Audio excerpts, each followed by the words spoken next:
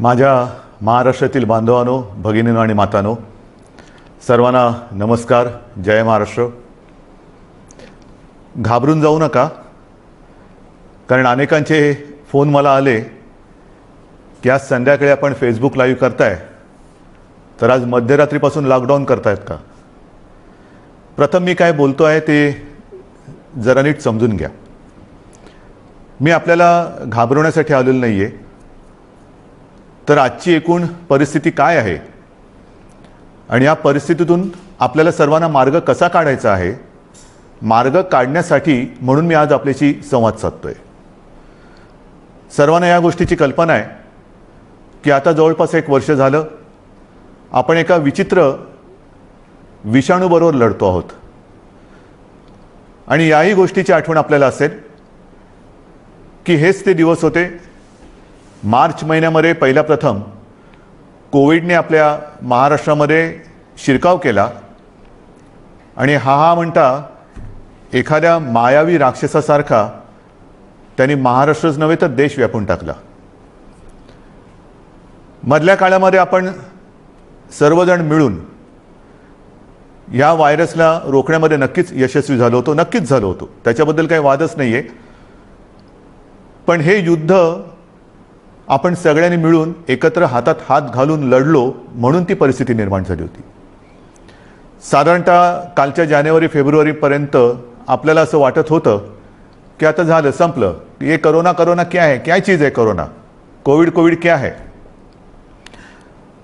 विशेष म्हणजे गेल्याही वर्षी अर्थसंकल्पीय अधिवेशन होतं, याही वर्षी तोच काळ आला, मार्च.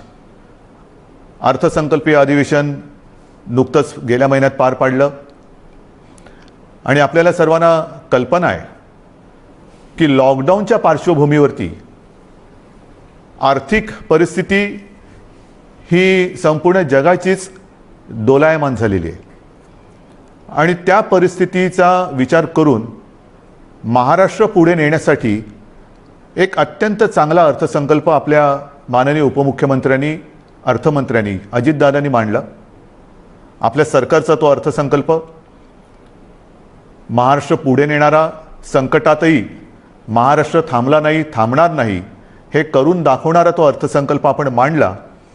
आणि त्याच्यानंतर जे जे काय झालं, म्हणजे काल परवाकडे होळी, धुलीवंदन सगळं पार पडलं, पण तिथपासूनच आपल्या राज्यात शिमग्याला सुरुवात झाली.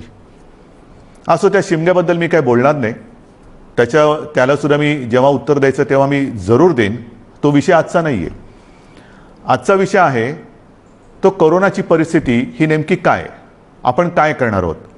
मध्ये मध्ये मी आपल्याला सातत्याने सांगत आलेलो आहे की जर ही परिस्थिती अशीच राहिली तर आपल्याला परत एकदा लॉकडाऊन करावा लागेल की काय, अशी एक शक्यता मी बोलून दाखवली होती.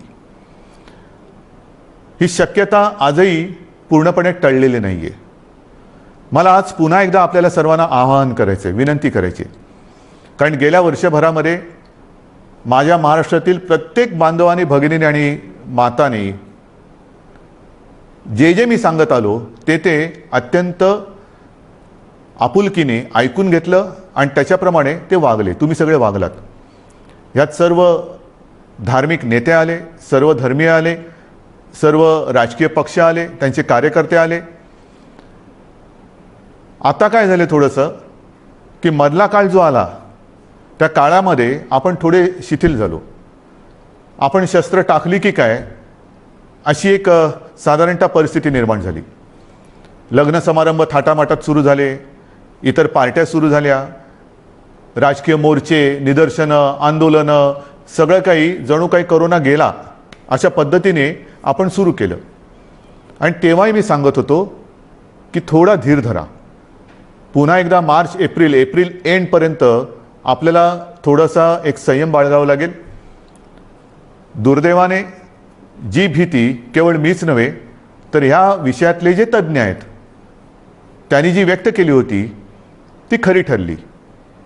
मार्चच्या आधीपासूनच आपल्या राज्यामध्ये पुन्हा एकदा कोरोना मोठ्या राक्षसापेक्षा, म्हणजे गेला राक्षस होता त्याच्या डबल टिबल दुप्पट तिपटीने अकराळ विकराळ रूप धारण करून आलेलं आहे. त्याच्यामध्येच विषाणूचा नवा अवतार, म्हणजे हे पण नवल आहे. आत्तापर्यंत आपण आपले विष्णूचे अवतार ऐकले होते, ज्याचे आपण पूजन करतो. ज्या ज्या वेळेला संकट आली त्या वेळेला भगवान विष्णूंनी वेगवेगळे अवतार घेतले आणि आपल्याला वाचवलं. पण हा विषाणू जो आहे तो वेगवेगळे अवतार धारण करून आपल्याला संकटात टाकतोय आणि आपली परीक्षा बघतोय.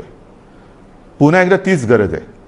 आपल्याला सर्वांना धैर्याने, सगळं धैर्य एकवटून लढण्याची गरज आहे. लॉकडाऊन करणार का हा प्रश्न अजूनही मी उत्तर देत नाही. पण साधारणतः आत्ताची परिस्थिती काय आहे ह्याची कल्पना आपल्याला देण्याची मला पुन्हा एकदा गरज वाटते. जेव्हा ही परिस्थिती निर्माण झाली, किंबहुना कोविडची साथ सुरू झाली, आपल्याला पूर्ण माहिती आहे आपल्या राज्यामध्ये फक्त 2च ह्या विषाणूंची चाचणी जिथे होऊ शकते अशा प्रयोगशाळा होत्या. एक मुंबईमध्ये कस्तुरबा आणि दुसरी पुण्याला NIVची. आज त्या दोनाच्या जवळपास आपण 500पर्यंत चाचण्या करणाऱ्या संस्था किंबहुना लॅब्स तयार केलेल्या आहेत.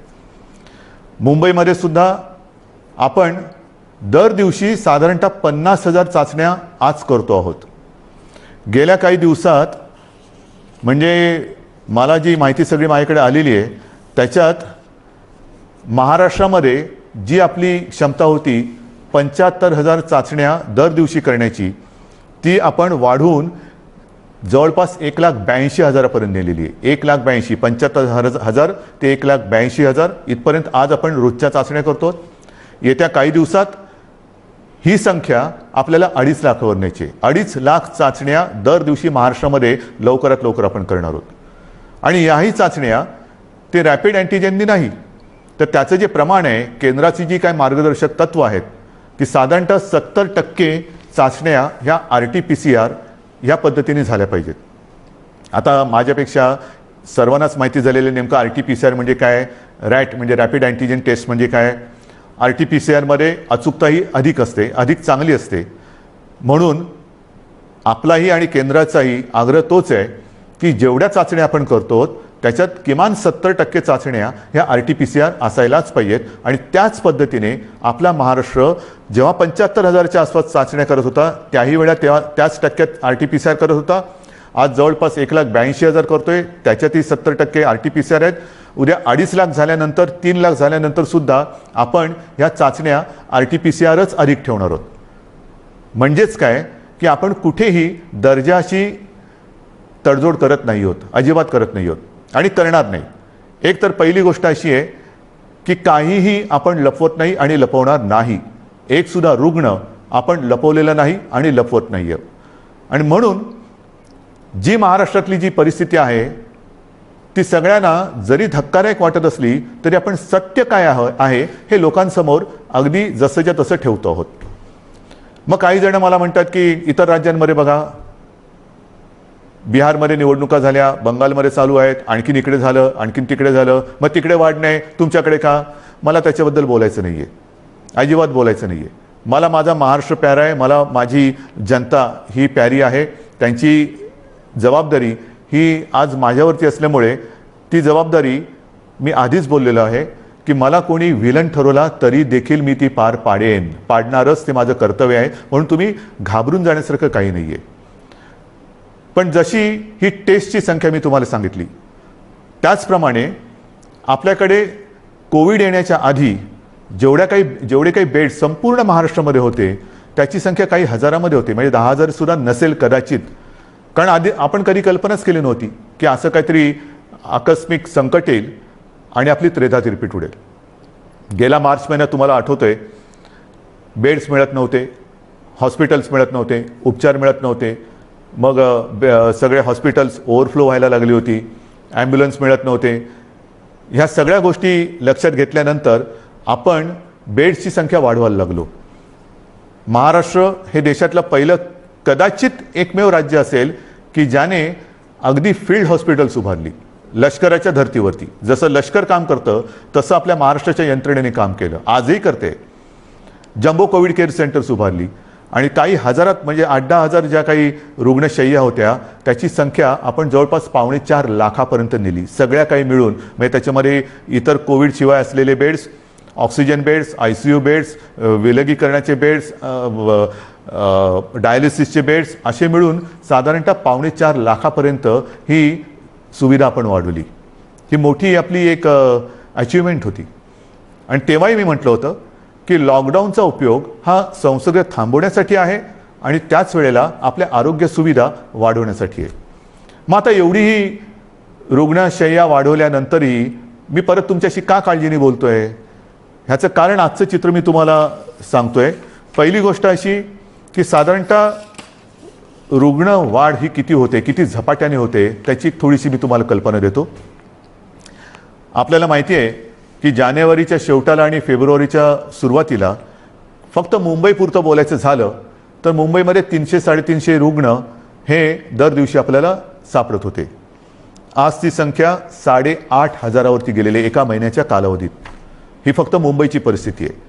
महाराष्ट्राची परिस्थिती बघितली तर 17 सप्टेंबर 2020 म्हणजे तेव्हा जरा सगळं जास्त होतं, तेव्हा 3 लाख सक्रिय रुग्ण होते. 1 एप्रिलला आणखीन त्याच्यामध्ये भर पडलेली आहे. 17 सप्टेंबरला साधारणतः 31,000 मृत्यू झाले होते, 31,351. आता 54,900च्या आसपास झालेले आहेत. त्यावेळेला एका दिवशी आढळलेले रुग्ण हे 24,619 होते 17 सप्टेंबरला. आता 1 एप्रिलला एका दिवशी साधारणतः 43,183 रुग्ण आढळलेले आहेत. आज 2 तारीख, आज कदाचित 45,000चा आकडा आपण गाठू किंवा पार करू. कोणत्या दिशेने चाललेलो होतो आपण बघा. आणि याच वेगाने जर का ही रुग्णवाढ होत राहिली तर मी जे तुम्हाला सांगितलं त्याच्यात मी बेड्सची तुम्हाला कल्पना देतो. साधारणतः विलगीकरणच्या ज्या बेड्स आहेत त्या 2,20,000 आहेत महाराष्ट्रामध्ये. आत्ताच त्या 1,37,549 भरलेले आहेत, म्हणजे 62% हे बेड्स भरले गेलेत. ICUचे बेड्स हे 20,519 आहेत, ते जवळपास 48% आज भरलेले आहेत. ऑक्सिजनचे बेड्स आहेत ते सुद्धा 62,000च्या आसपास आहेत, ते 25%च्या आसपास आज भरलेले आहेत. व्हेंटिलेटर्स 9,347, ते पण 25% जवळपास आज वापरात आहेत. ही परिस्थिती फार चिंताजनक आहे आणि म्हणून मी आज आपल्याशी संवाद साधायला आलो की ही परिस्थिती अशीच राहिली तर आणखीन 15-20 दिवसामध्ये आपल्याला ह्या सगळ्या सुविधा ज्या आहेत त्या अपुऱ्या पडायला लागतील. मग काही जण म्हणतील सुविधा वाढवत का नाही? वाढवतो ना. मी आदेश दिलेले आहेत की जिथे जिथे आवश्यक आहे आवश्यकतेनुसार या सुविधा वाढवा. पण सुविधा वाढवणं म्हणजे काय करणं? बेड्स वाढवणं आलं, व्हेंटिलेटर्स मिळतील, ऑक्सिजनचा साठा सुद्धा आज आपल्याकडे फार मर्यादित आहे, तोही वाढवण्याचा आपला प्रयत्न सुरू आहे. औषधांचा साठा आपण घेऊ शकतो, परंतु बेड्स वाढले, व्हेंटिलेटर्स वाढले, ICUचे बेड्स वाढले तरी डॉक्टर्स कसे वाढणार, नर्सेस कशा वाढणार, आरोग्य कर्मचारी कुठून आणायचे? हा विचार फार महत्त्वाचा आहे आणि इकडेच खरा चिंतेचा विषय आहे. गेले वर्षभर ही संपूर्ण आपली यंत्रणा, मग त्याच्यात डॉक्टर्स आहेत, नर्सेस आहेत, आरोग्य कर्मचारी आहेत, पोलीस आहेत, आशा अंगणवाडी सेविका आहेत, महसूल यंत्रणेचे काही कर्मचारी आहेत, ह्यांच्यापैकी बऱ्याच जणांना कोविडने गाठलेलं आहे. आजारातनं ते बरे झालेले आहेत. साधारणतः ह्या विषाणूचं एक विचित्र वैशिष्ट्य असं आहे की एकदा त्यांनी कोणाला ग्रासलं की बरं झाल्यानंतर सुद्धा काही काळ हा थकवा राहतो, धाप लागते, थकवा येतो, थोडंसं अंगातली सगळी शक्ती गेल्यासारखी वाटते. मग डॉक्टर सांगतात आता तुम्ही निगेटिव्ह झालेला आहात परंतु आराम करा. पण ही जी यंत्रणा आहे ती यंत्रणा आपल्यासारखीच माणसांची आहेत, आपल्यासारखीच रक्तामासाची हाडाची आपली माणसं आहेत, आपलेच बांधव आहेत, आपल्याच भगिनी आहेत. हे डॉक्टर्स असतील सगळेच ते आजारी पडले आणि पडल्यानंतर निगेटिव्ह आल्यानंतर दुसऱ्या तिसऱ्या दिवशी पुन्हा एकदा आपल्या सेवेसाठी कोरोनाच्या गुहेत घुसत आहेत. मग त्यांच्याशी आपण कसं वागलं पाहिजे? आज सुद्धा आपण जी काय आपली यंत्रणा राबते आपल्यासाठी, टेस्टिंग टेस्टिंग टेस्टिंग टेस्टिंग आहे, टेस्टिंग वाढवतोय, पण टेस्टिंग करण्यासाठी घराघरात जाऊन आपल्याच भगिनी आहेत, आपलेच बांधव आहेत, 2-2, 4-4, 5-5 माळ्याच्या इमारती असतील, लिफ्ट नसेल तरी सुद्धा ते चढ उतार करतात रोज न थकता. मग थकले तरी थांबत नाही आहेत. त्यांना आपण काहीतरी दिलासा देणार आहोत की नाही? एकूण हे जे काय सगळे चित्र आहे, बोलणारे सगळे बोलतात की आपण हे केलं पाहिजे, आपण ते केलं पाहिजे, लसीकरण वाढवलं पाहिजे. वाढवतोय ना आपण. कालच्या दिवसात तुम्हाला मी अभिमान हा शब्द इकडे वापरणं योग्य ठरणार नाही, पण तुम्हाला समाधान वाटलं पाहिजे की महाराष्ट्र हा देशातला नंबर एकचं राज्य महाराष्ट्र ठरलेलं आहे. कालच्या दिवसात एका दिवशी आपण 3 लाख नागरिकांना लसीकरण केलेलं आहे. 3 लाख एका दिवसात. म्हणजे आत्तापर्यंत आपण जेव्हापासून लसीकरणाला सुरुवात झाली सुमारे 65 लाख, त्याच्यात आजचा आकडा मी धरलेला नाही आहे, 65 लाख आपल्या नागरिकांना आपण लसीकरण केलेलं आहे. अजूनही आपण मागणी करतोय, केंद्र आपल्याला देत आहे, पण पुरवठा वाढवायला पाहिजे. आणि पुरवठा वाढवल्यानंतर आपली क्षमता आज जी 3 लाख आहे ती लवकरात लवकर किमान 6 ते 7 लाख दर दिवसाला करण्याची आपली क्षमता आहे. पण तेवढ्या लसचा पुरवठा झाला पाहिजे. ती मागणी आपण करतोय. होईल, मागणी मान्य होईल, मी काय त्याच्यावर टीका नाही करत आहे, कारण सगळ्याच राज्यांना द्यायचं आहे. तर ही आपली क्षमता आहे. परंतु होतंय असं की लस घेतल्यानंतर, आता मी सुद्धा 1 डोस घेतलेला आहे लसचा. आपल्याशी बोलताना आजूबाजूला कोण नाही म्हणूनच मी मास्क काढून आपल्याशी बोलतोय. पण लस घेतल्यानंतर सुद्धा काही जण कोरोनाने बाधित होत आहेत. का होत आहेत? कारण लस घेतली आता सगळं झालं असं नाही आहे. लस घेतल्यानंतर सुद्धा मास्क हा घालणं अनिवार्य आहे. मी मधल्या काळामध्ये माननीय पंतप्रधानांनी जी एक व्हिडिओ कॉन्फरन्स घेतली त्याच्यात हा मुद्दा मी काढला होता. आणि मी बोलताना असं बोललो होतो की आमच्या इथे लसचे 2 डोस घेतल्यानंतर सुद्धा आणि तो मधला कालावधी झाल्यानंतर सुद्धा काही लोकांना संसर्ग झालेला आहे. तेव्हा स्वतः माननीय पंतप्रधानांनी सांगितलं की एक गोष्ट लक्षात घ्या की लस घेतली म्हणजे कोविड होणार नाही अशातला भाग नाही आहे. कोविड होईल, पण त्याची घातकता कमी होईल. म्हणजेच काय की साधारणतः धुवाधार पावसामध्ये एक छत्री असावी तशी ही छत्री आहे, जरूर आहे. पण आत्ता नुसता पाऊस नाही आहे, वादळ आहे. आणि या वादळामध्ये लस घेणे ही एक साधारणतः आपल्याकडे छत्री आहे, त्यातल्या त्यात कमीत कमी भिजावं म्हणून. आणि लस घेणं, टेस्ट वाढवणं, रोजच्या चाचण्या वाढवणं हा उपाय अजूनही तरी मी मानायला तयार नाही. जेवढ्या आपण चाचण्या वाढवतो आहोत तेवढी रुग्णसंख्या आपल्याला कळते, उपचारासाठी आपण त्याने घेतोय. परंतु रुग्णवाढ थांबवण्यासाठी अजून कोणी उपाय सांगत नाहीये. काय आहे उपाय? उपाय नाहीये. पण लसीकरण करा, लसीकरण करतो आहोत. आज मी पुन्हा एकदा सांगतो, संपूर्ण देशात आपलं राज्य हे लस देणारं नंबर 1चं राज्य आहे. आजच्या दिवशी आपण 3 लाख नागरिकांना दर दिवशी लस देतोय. काल परवापासून 3 लाख हा आकडा गाठलेला आहे. परत एकदा सांगतो, लसीचा पुरवठा आपल्याला ज्या क्षणी वाढेल तेव्हा ही क्षमता आपण दुपटी तिपटीने वाढवू शकू एवढी आपली नाही म्हटलं तरी ताकद आहे, नक्कीच आहे. म्हणजेच काय की एका बाजूला आपली ही यंत्रणा ट्रॅकिंग, ट्रेसिंग, टेस्टिंग ह्याच्यासाठी बिझी आहे, दुसरीकडे उपचारांसाठी बिझी आहे, तिसरीकडे हीच यंत्रणा लसीकरणासाठी सुद्धा व्यस्त आहे. हे सगळं एकत्रित आल्यानंतर त्यांची काय स्थिती होत असेल ह्याचा थोडा आपण विचार केला पाहिजे. आणि म्हणून मला असं वाटतं की लॉकडाऊन करायचं का? इतर देशांनी काय केलेलं आहे? इतर देशाचा जर का आपण अंदाज घेतला तर अमेरिकेने सुद्धा 7 कलमी कार्यक्रम जाहीर केले आहे. त्याच्यामध्ये सुद्धा त्यांनी असं म्हटलेलं आहे की राजकारण नको, जीव महत्त्वाचा आहे, असं राष्ट्राध्यक्षांनी आवाहन केलं आहे. मला असं वाटतं आपल्याकडे सुद्धा सर्व पक्षीयांनी त्यांनी केलेलं आवाहन नाही, पण निदान मी केलेली विनंती मानायला काय हरकत नाही आहे. जीवाशी खेळ नको, कृपा करून याच्यात राजकारण आणू नका. ब्राझीलमध्ये तर फारच पंचायत झालेली आहे, कारण तिकडे मार्चच्या एका महिन्यात जवळपास 60,000 मृत्यू झालेले आहेत. मृत्यूदर दुपटीने वाढला आहे. बेरोजगारीची म्हणजे मृत्यू पण होत आहेत आणि बेरोजगारीची पण समस्या वाढते. फार विचित्र परिस्थिती ब्राझीलमध्ये. रशियामध्ये पण लस आलेली आहे, त्याच्यामध्ये ते थोडं लस आणि त्या लसीकरणामध्ये ते पुढे आहेत. फ्रान्समध्ये परिस्थिती नाजूक आहे, तिथेही जी माहिती मिळते तिकडे तिसऱ्यांदा राष्ट्रीय लॉकडाऊन करण्यात आलेला आहे आणि ह्या लॉकडाऊनच्या मध्ये केवळ जीवनावश्यक वस्तूंची दुकाने उघडण्यास परवानगी दिलेली आहे. कार्यालयातील लोकांना फक्त घरून काम करावे लागेल. पुढील 3 आठवड्यांसाठी शाळा पूर्णपणे बंद ठेवण्यात येतील. या 4 आठवड्यात कोणत्याही प्रकारची जाहीर सभा होणार नाही. त्यांच्यावर पूर्ण बंदी असेल. कोणीही आवश्यक कारणाशिवाय आपले घर सोडणार नाही.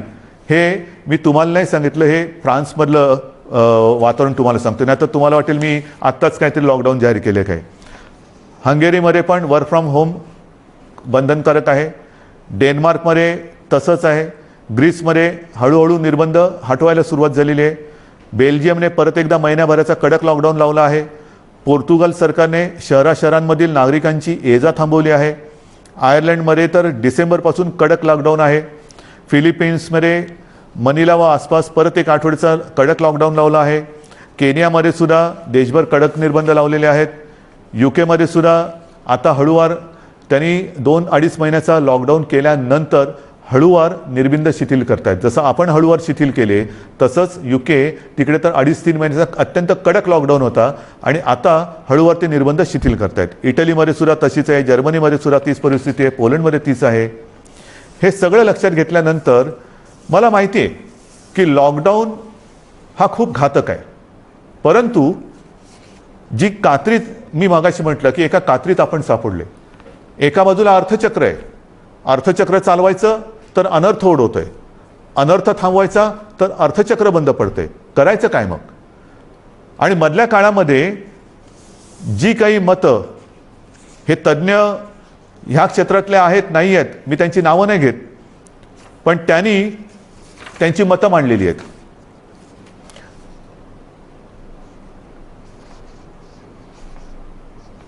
सर्वसामान्यांना त्रास होईल अशी लॉकडाऊनची भूमिका, मी पक्षाचं नाव घेत नाही कारण मला राजकारण आणायचं नाही, आम्ही खपवून घेणार नाही. तुम्हाला आलेला झटका म्हणजे नियम नको. महाराष्ट्रामध्ये कोरोनाचं नाटक पुन्हा सुरू झालेलं आहे. कोरोनाच्या संसर्गाला लॉकडाऊन हा पर्याय नाही. आम्ही लॉकडाऊनला जोरदार विरोध करू, रस्त्यावरती उतरू. हिटलरसारखं वागू नका. सर्वसामान्य जनतेला लॉकडाऊन परवडणारा नाही. जनता आधीच लॉकडाऊनला कंटाळली आहे. त्यामुळे राज्यात लॉकडाऊन लावणे हा पर्याय नव्हे. लॉकडाऊन हा अंतिम पर्याय होऊ शकत नाही. लॉकडाऊन लावायचं असेल तर आधी रोजगाराचे पैसे 5,000 रुपये का काय ते थेट खात्यात जमा करा. एका उद्योगपतीने सांगितले की लॉकडाऊन लावण्याच्या ऐवजी आरोग्य सुविधा वाढवा. आता आरोग्य सुविधा मी तुम्हाला सांगितली काय परिस्थिती आहे. गेल्या वर्षभरात आपण एवढी आरोग्य सुविधा वाढवली, अजूनही वाढवतो आहे. पण मुद्दा असा येतो की हे जे काही आपल्याला सल्ले देत आहेत त्यांना मी सांगू इच्छितो हात जोडून, उद्योगपतींना सांगतो, म्हणजे त्या ज्यांनी सांगितले सगळ्या उद्योगपतींबद्दल नाही, की आरोग्य व्यवस्था वाढवतो मी, बेड्स वाढवतो, सगळं वाढवतो, पण कृपा करून रोज मला किमान 50 डॉक्टर्स, नर्सेस, आरोग्य कर्मचारी यांचा महाराष्ट्रभर पुरवठा होईल अशी काहीतरी सोय करा. कारण नुसतं फर्निचरचं दुकान म्हणजे आरोग्य सुविधा नाही आहेत. त्याच्यामध्ये व्हेंटिलेटर आल्यानंतर व्हेंटिलेटर वापरणारे सुद्धा तज्ज्ञ लागतात. ऑक्सिजन किती द्यायचा, किती प्रमाणात द्यायचा याच्यासाठी सुद्धा त्या विषयातला तज्ज्ञ लागतो. अगदी रेमडेसिवीर द्यायचं झालं तर ते कसं दिलं पाहिजे ते समजणारा डॉक्टर लागतो. हे तज्ज्ञ लोक आणि डॉक्टर्स ही कुठून आणायची. आणि ही परिस्थिती जर का बघितली तर मला तुमच्याकडनं हीच अपेक्षा आहे. जे सांगतायत की लॉकडाऊन केला तर आम्ही रस्त्यावरती उतरू, माझं म्हणणे जरूर उतरा, उतरलंच पाहिजे. पण ते लॉकडाऊनच्या विरोधात नाही, तर लॉकडाऊन होऊ नये म्हणून कोरोनाच्या विरुद्ध तुम्ही उतरा. या डॉक्टर्सना मदत करायला तुम्ही रस्त्यावरती उतरा. ज्या कुटुंबांमध्ये करते करविते ज्यांचा मृत्यू झालेला आहे त्या कुटुंबियांची जबाबदारी घेण्यासाठी रस्त्यावरती उतरा. ज्या कुटुंबांमध्ये सगळेच्या सगळे कोरोना बाधित झालेले आहेत त्यांची सेवा करण्यासाठी रस्त्यावरती उतरा. टेस्ट जे आपल्या या यंत्रणे जी करते आहे ट्रॅकिंग ट्रेसिंग त्यांना मदत करायला म्हणून रस्त्यावरती उतरा. नुसतं बोलायला ठीक आहे अमुक केलं तर आम्ही रस्त्यावरती उतरू, माझं म्हणणं तर उतराच, रस्त्यावरती उतरा. कारण आता आपल्याला ही लढाई तशीच लढावी लागणार आहे. हातात हात घालून ही लढाई लढावी लागणार आहे. अनेक ठिकाणी मी बघतोय सभा समारंभांना तुडुंब गर्दी होते, बाजारपेठा फुलून गेलेल्या आहेत. थोडंसं धीर धरा. अनेक जणांना असं वाटतंय मास्क काय लावतोय तू. अरे मास्क न लावण्यामध्ये शौर्य काय शौर्य. मी मास्क वगैरे वापरत नाही, मी मास्क वापरणार नाही, काय शूर आहेस. मास्क न वापरणं ह्याच्यात शूरता नाही आणि मास्क लावणं त्याला लावायला लाजायची गरज नाही आहे. परत एकदा सांगतो की वॅक्सिन घेतल्यानंतर सुद्धा मास्क हा लावायलाच पाहिजे, अंतर ठेवलंच पाहिजे, हात धुत राहिलंच पाहिजे. आणि म्हणून काही कडक निर्बंध येत्या काही दिवसात आपल्याला लावावे लागतील. ते उद्या परवाकडे मी जाहीर करेन. विशेषतः शहरांमध्ये मी परत एकदा सांगतो, जिथे जिथे अनावश्यक गर्दी होते ही गर्दी आपल्याला टाळावीच लागेल. जी खाजगी कार्यालय आहेत त्या कार्यालयांना सुद्धा आपण प्रत्येकाला सूचना दिलेल्या आहेत. सूचनावलीच म्हणा ना, की लग्न समारंभात किती लोक पाहिजेत, ऑफिसमध्ये किती उपस्थिती पाहिजे, बसमधनं किती लोक गेले पाहिजे. आता ट्रेनमध्ये मी मुंबईमध्ये मी सांगेन की मी सांगितलं होतं की पीक अवर नॉन पीक अवर आता सगळं तुडुंब भरून चाललेलं आहे, रेस्टॉरंट्स भरून चाललेली आहेत. आता हे जर आपण थांबवलं नाही आणि परिस्थिती अशीच हाताबाहेर गेली आणि जसा ब्राझीलमध्ये दुर्दैवाने आता अशी परिस्थिती झालेली की लॉकडाऊन नाही आहे पण शुकशुकाट झालेलं आहे. म्हणजे रस्त्यावर फिरत असतील लोक पण रोजगार गेले आणि जीवही गेले. मग काय राहिलं? जीव वाचवायचा की रोजगार वाचवायचा? रोजगार आपल्याकडे आहेत, रोजगार परत मिळतील पण गेलेला जीव परत आणता येणार नाही. आणि म्हणून मी आपल्याला नम्रपणाने विनंती करतोय की येत्या काही दिवसांमध्ये, 1-2 दिवसांमध्ये मी आणखीन काही जणांशी बोलतोय. काही त्याच्यात यातले तज्ज्ञ असतील, विविध राजकीय पक्ष आहेत, विविध मी पत्रकारांशी बोलेन. मला वेगळा काही उपाय असला तर पाहिजे. लॉकडाऊन हा उपाय नाही मान्य, पण मग ही संसर्गाची साखळी तोडायची कशी? लसीकरण वाढवा, वाढवतोच आहे, पण लसीकरण देऊनही कोविड होत नाही अशातला भाग नाही. लसीकरण घेतल्यानंतर, लस घेतल्यानंतर सुद्धा कदाचित लस घेतलेल्याला कोविडचा त्रास कमी होईल पण तो दुसऱ्याला संसर्गित करू शकतो, हेही आता सिद्ध झालेलं आहे. मग करायचं काय? दुसरा उपाय असेल जरूर सांगा, पण त्याहीपेक्षा माझा विश्वास आपल्यावरती आहे. कारण तुम्हीच या युद्धातले खरे सैनिक आहात. हे युद्ध आपल्या सगळ्यांचं आहे, हे एकट्या दुकट्याचं युद्ध नाही आहे. ज्या गोष्टी मी तुम्हाला सांगितल्या आपण नाही पाळू शकत. कारण नसताना घराबाहेर पडू नका, नाही घरात थांबू शकत. अनावश्यक ठिकाणी गर्दी करू नका, गर्दी टाळू नाही शकत. गरज नसेल तर इकडे तिकडे फिरू नका, हे फिरणं टाळू नाही शकत. सार्वजनिक ठिकाणी फिरताना घराबाहेर पडल्यानंतर मास्क लावलाच पाहिजे, मास्क घालू नाही शकत. एकमेकात थोडं अंतर ठेवा, अंतर ठेवू नाही शकत. म्हणजे लॉकडाऊन आपण टाळू शकतोय, पण टाळणं ही जिद्द, ज्या जिद्दीने तुम्ही पहिल्या लढलात त्या जिद्दीने पुन्हा जर का उतरलात तर आपल्याला, मी अजूनही म्हणतो आता थोडा काळ राहिलेला आहे. कारण परिस्थिती तुम्हाला मी सांगितले, अशीच रुग्णवाढ होत राहिली तर 15-20 दिवसात हॉस्पिटल्स तुडुंब भरून जातील. काही काही जिल्ह्यामध्ये आत्ताची परिस्थिती आलेली आहे. ऑक्सिजनसुद्धा कमी पडू शकतोय, व्हेंटिलेटरसुद्धा कमी पडू शकतात. ही परिस्थिती आजही आपण स्वयंशिस्तीने टाळू शकतो. संसर्गाची लाट, कोरोनाला आपण रोखू शकतो. रोखण्याची जिद्द ही तुमच्यात आहे की नाही हा फार महत्त्वाचा प्रश्न आहे. सरकार लॉकडाऊन करणार की नाही यापेक्षा प्रत्येकाने ठरवलं पाहिजे की मी कोरोनाला हरवणार की नाही, मी कोरोनाला रोखणार की नाही. हे जर का तुम्ही प्रत्येकाने ठरवलं, होय मी रोखणारच. कारण आपण गेले वर्षभर माझे कुटुंब माझी जबाबदारी असेल, आता पुन्हा मी प्रत्येकाला सांगितले की मी जबाबदार, माझा मास्क माझी सुरक्षा. ह्या सगळ्या ज्या काही गोष्टी आहेत नवीन, ह्याच्यात काहीही नाही. जे पहिल्या दिवशी होतं ते आजही आहे. फक्त थोडंसं काय झालंय की सुरुवातीला जी एक कोरोनाची दहशत होती ती दहशत गेली, आपण गाफील झालो आणि कोरोनाने बरोबर आपल्याला गाठलं. अजूनही कोरोनाने आपल्यावरती मात केलेली नाही, मी त्याला करू देणार नाही, अजिबात नाही. मात आपणच त्याच्यावरती करायची आहे. पण ही मात करताना जर आपण घट्ट उभे राहिलो सगळ्या जणांनी, संपूर्ण सगळ्या राजकीय पक्षाने, मी पुन्हा एकदा हात जोडून विनंती करतो आहे की कृपा करा, जनतेच्या जीवाशी खेळ होईल असं राजकारण करू नका. जे सरकार पावलं उचलतं आहे ते जनतेच्या हितासाठी उचलते. अर्थचक्रही फिरवायचं आहे, गरिबाची रोजीरोटी वाचवायची आहे, पण त्याचबरोबरीने सगळ्यात आधी आपल्याला त्यांचे जीव वाचवायचे आहेत. म्हणून जीवाला पहिलं महत्त्व द्यायचं आहे आणि त्याच्यानंतर मग बाकीच्या ज्या काही गोष्टी आहेत त्या आपल्या हातातल्या आहेत त्या आपण करू शकतो. म्हणून आजसुद्धा मी पूर्ण लॉकडाऊनचा इशारा देतो आहे, लॉकडाऊन जाहीर करत नाही आहे. पण 1-2 दिवसामध्ये जर का दृश्य स्वरूपामध्ये ह्या गोष्टी आढळल्या नाहीत आणि दुसरा उपाय जर मी आता पुढच्या 1-2 दिवसांत ज्यांच्याबरोबर बैठका घेतोय त्यांच्याकडनं आला नाही तर मग मात्र आहे ती परिस्थिती अशीच्या अशी स्वीकारा, जे मला नाही जमणार. माझ्या डोळ्या देखत हे मी बघणार नाही आणि आपणही नाही बघायचं आहे. तर ती परिस्थिती रोखायला जगामध्ये जे करतायत, पहिला लॉकडाऊन दुसरा लॉकडाऊन, कारण लाटे मागून लाटा येतात, पहिली लाट आली, दुसरी लाट आली, तिसरी लाट आली. काय होतंय, एक लाट येऊन गेली, लॉकडाऊन होतो, सगळं शिथिल होतं, शिथिल झालं की दुसरी लाट येते. म्हणून आत्तापासून आपण ठरवलं पाहिजे की ही लाट तर मी रोखेनच आणि पुढची लाट तर मी येऊच देणार नाही. मला असं वाटतं, माझा आपल्यावरती विश्वास आहे, आपलाही माझ्यावरती विश्वास आहे. मध्ये काही जण भेटले होते आणि मला म्हणाले की अहो तुम्ही टी व्हीवर आले का लोक घाबरतात. म्हटलं मला नाही वाटत असं, कारण मी तुमच्या कुटुंबातला एक आहे, तुम्ही मला कुटुंबीय मानलेले आहात आणि माझे कुटुंब, माझी जबाबदारी म्हणजे माझे कुटुंब तुम्ही आहात आणि तुमची जबाबदारी ही मी घेतल्यानंतर मला टीकेची पर्वा नाही. जे जे तुमच्या हिताचं असेल ते मी करणार आणि करेन. पुन्हा एकच सांगतो की सरकार यंत्रणेच्या बाबतीत कुठेही कमी पडलेलं नाही, पडू देणार नाही. सरकार खंबीर आहे, सरकार ठाम आहे. आरोग्य सुविधा कुठेही कणभर सुद्धा मी कमी पडू देणार नाही. मात्र ही एका हाताने टाळी वाजणार नाही. दोन हात जेव्हा एका हातात हात घालून आपण काम करू तर आणि तरच यश मिळेल. आणि मला आपल्या सहकार्याची अपेक्षा आहे, सर्व राजकीय पक्षांकडनं अपेक्षा आहे, सर्व धर्मियांकडनं अपेक्षा आहे. पुन्हा एकदा आपल्या उत्सवांवरती, सणांवरती बंधनं आणावी लागतील.